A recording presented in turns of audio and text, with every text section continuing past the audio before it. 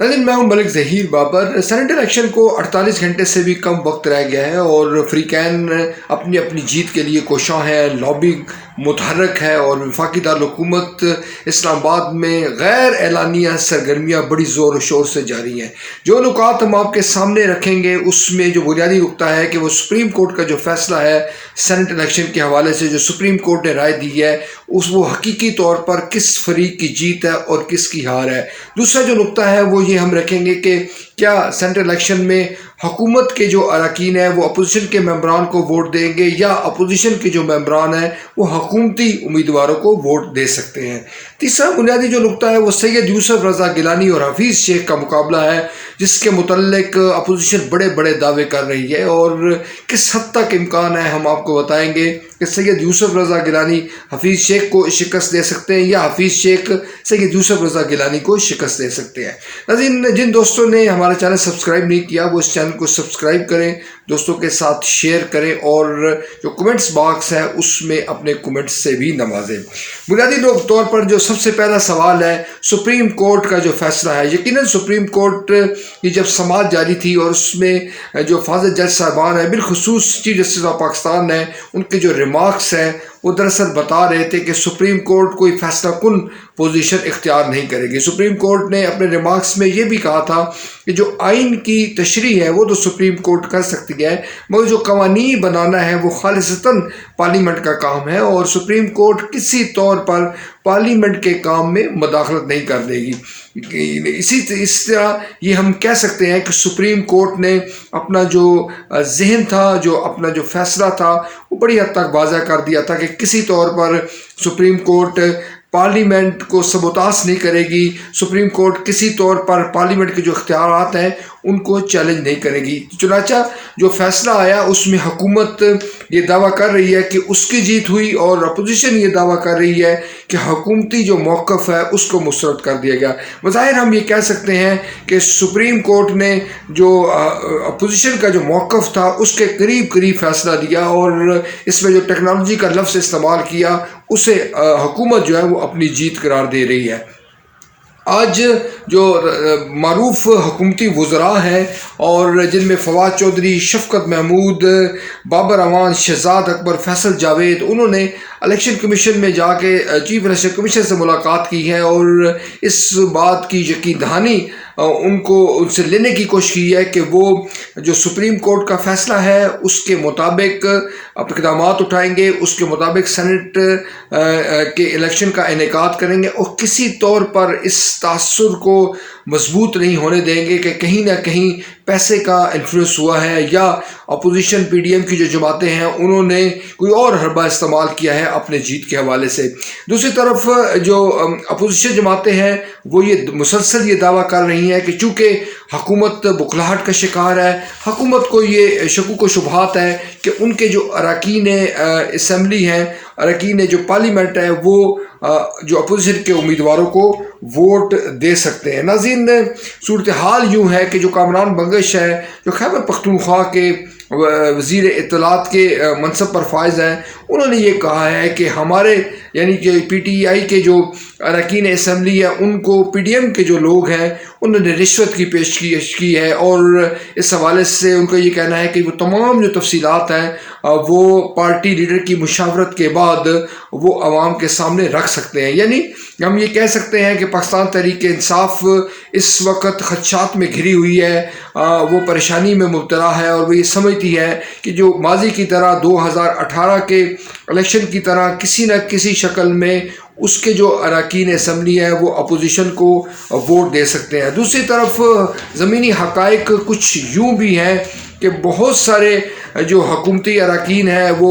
हुकूमत से खुश नहीं है और उनके जो मुतालबात हैं, मुतालबात से मुराद जो हमारे यहाँ जो रवायती सियासत है, तकर्रुर और तबादले हैं, एस एच ओज़ की जो तकर्रियाँ हैं, मर्ज़ी का SHOs लगाना है और इसके अलावा जो मुख्तलिफ़ ठेकों की जो सियासत है वो शायद उनकी उस तरह से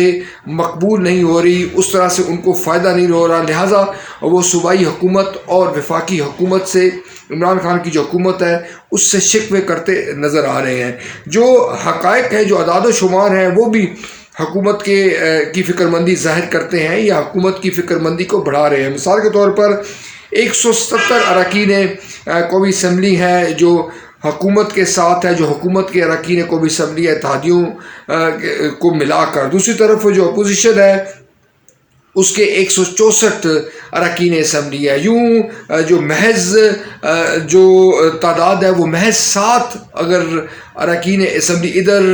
ہو جاتے ہیں، یعنی کہ اپوزیشن طرف ہو جاتے ہیں، تو حکومت کی مشکلات میں اضافہ خارج از امکان نہیں ہے۔ دوسرے طور پر یہی وجہ ہے کہ پاکستان تحریک انصاف کی جو فکر مندی ہے وہ چھپائے نہیں چھپتی، اور وہ بار بار سپریم کورٹ کا دروازہ کھٹکھٹا رہی ہے۔ اسی طرح وہ جو الیکشن کمیشن ہے اس کے در پر حاضری دے رہی ہے، اور بار بار یہ کہہ رہی ہے کہ وہ جو پیسے کا لین دین ہے وہ اس کو روکے، اور یہ اس بات کو یقینی بنایا جائے کہ مال و دولت کا اثر نہ ہو اور سینٹ انتخابات شفاف ہوں۔ عظیم جو تاریخ ہے وہ ہمیں بتاتی ہے کہ ایسا ہونا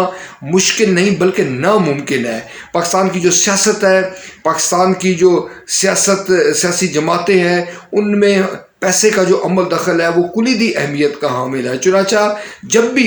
سینٹ کا الیکشن ہوا ہے تو یہ بات نوٹ کی گئی ہے، اس بات کے شواہد ملے ہیں کہ جو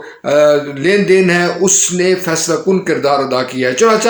اس بار بھی ایسا ہونا کسی طور پر خارج از امکان نہیں ہے۔ دوسرا جو معاملہ ہے وہ سابق صدر آصف علی زرداری کی شخصیت کے حوالے سے ہے، اور وہ متحرک ہیں، اور وہ یہ پوری طرح منصوبہ بندی کے ساتھ آگے بڑھ رہے ہیں، اور ان کی یہ خواہش ہے، ان کی یہ کوشش ہے کہ حکومت کو ایسا چیلنج دیا جائے، ایسا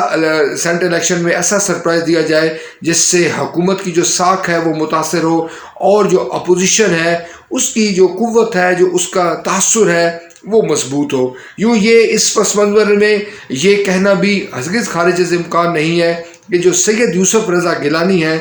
وہ حفیظ شیخ کو شکست دے کر سینٹ میں آ جائے، اور پھر ان کو جو چیئرمین سینٹ بننے کا امکان ہے وہ زیادہ روشن ہو جائے۔ اگرچہ حکومت اس حوالے سے پوری طرح کوشاں ہے، جو جہانگیر ترین ہے وہ بھی متحرک ہے، وزیر اعظم عمران خان فرداً اراکین اسمبلی سے ملاقاتیں کر رہے ہیں، جو عثمان بزدار ہیں ان کو بھی یہ کہا گیا ہے کہ وہ بھی پنجاب کے جو صوبائی اسمبلی کے اراکین ہیں ان سے بات چیت کریں، ان کے تحفظات کو دور کریں، ان کی جو جائز مطالبات ہیں وہ پورے کریں، اور کوشش کریں کہ کوئی بھی رکن اسمبلی جو ہے وہ دوسری طرف نہ چلا جائے۔ ناظرین، جو بنیادی طور پر جو یہ سبب بنا ہے جو پاکستان تحریک انصاف یا حکومت کی تشویش جو بڑھا گیا ہے وہ سپریم کورٹ کا فیصلہ، یوں کہہ سکتے ہیں آپ۔ سپریم کورٹ نے کسی طور پر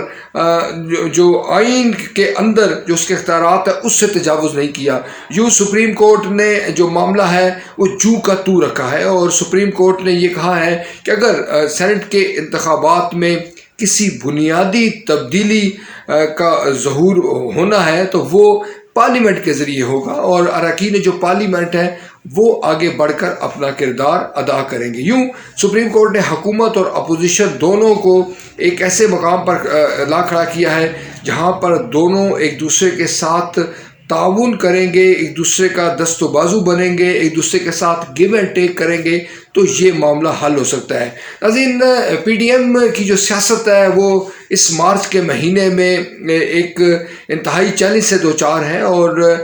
پی ڈی ایم نے اعلان کر رکھا ہے کہ وہ مارچ میں، یعنی کہ مارچ کے مہینے میں لانگ مارچ کرے گی۔ اس بات کا بھی امکان ہے کہ اگر اپوزیشن کو سینٹ انتخابات میں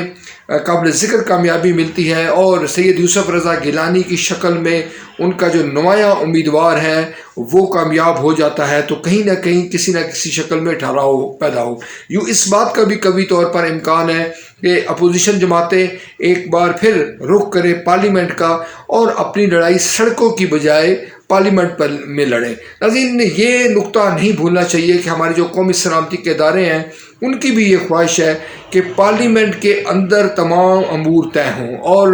جو سیاستدان ہیں وہ سڑکوں پر سیاست نہ کریں، وہ جو سیاسی جماعتیں ہیں وہ ایسے القابات، ایسے بیانات نہ دیں جو کہ ہمارے جو دفاعی اداروں کی جو ساکھ ہے اس پر سوالات اٹھائے اور جو ہمارا دشمن ہے اس کو موقع ملے۔ یوں یہ کہہ سکتے ہیں کہ سید یوسف رضا گیلانی کی کامیابی اور سینٹ الیکشن میں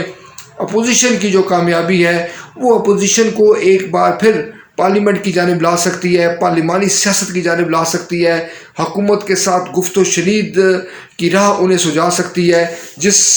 جو سبھی کے لیے فائدہ مند ہو سکتی ہے۔ اب سینٹرل الیکشن کو زیادہ وقت نہیں رہ گیا اور ہم یہ سمجھ سکتے ہیں کہ الیکشن کمیشن بھی کوشاں ہے کہ اس کی غیر جانبداری برقرار ہے، مگر جیسے کہ یہ نظر آ رہا ہے، یہ دکھائی دے رہا ہے کہ جو بھی فریق